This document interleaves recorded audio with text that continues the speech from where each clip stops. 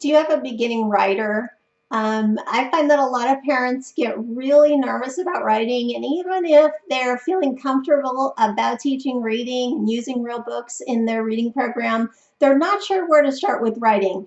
Think of writing the same way you're thinking of reading, baby steps. Lots of modeling, lots of practice together.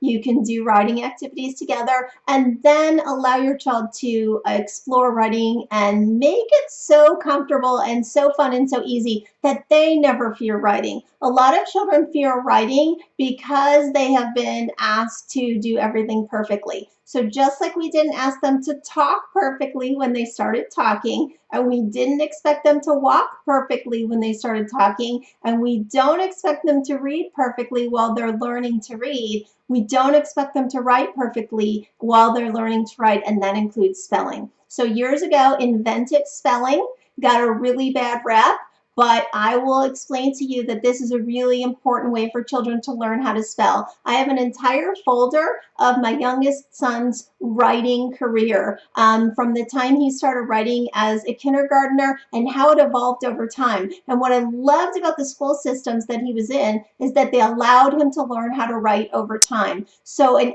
easy activity is to just let your child draw a picture and then write a few words about that picture. Don't worry about spelling in the beginning. Just ask them to write the sounds that they hear. They're going to use the sounds that they're learning in your phonics practice, the sounds that they're learning from their reading time with you, and they're going to write what they know. Sure, they're not going to spell everything correctly. They might spell a few things correctly. You'll be surprised. And if you know that they can sound those words out, let's say they ask, how do you spell run? You just say, you know what? You know all those sounds. There's 3 sounds in run. Let's say it together. R, n, n. What do you hear? And they're going to hear R, and they're going to hear U, and they're going to hear N. But they might not hear that U. And so they might just put RN.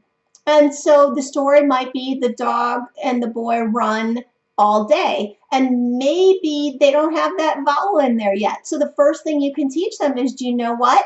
Every word always has to have a vowel. That is just a rule in the English language. So let's figure out which vowel goes in there. And then just take your pen and write the word under the word they wrote. So if they put RN for run, choose that word to talk about. Don't correct everything because that's really discouraging. Nobody wants all those red marks on their paper.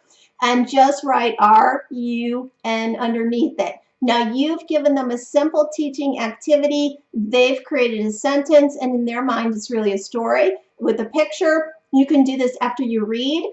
So if you read a book about where the wild things are, you can say, hey, what if you were Max and went on an adventure? What would you see? And then you can just, they can draw a picture, write some words about it. Eventually those words will you'll see the progression. It's so awesome. Those words will get better and better. They'll start figuring it out.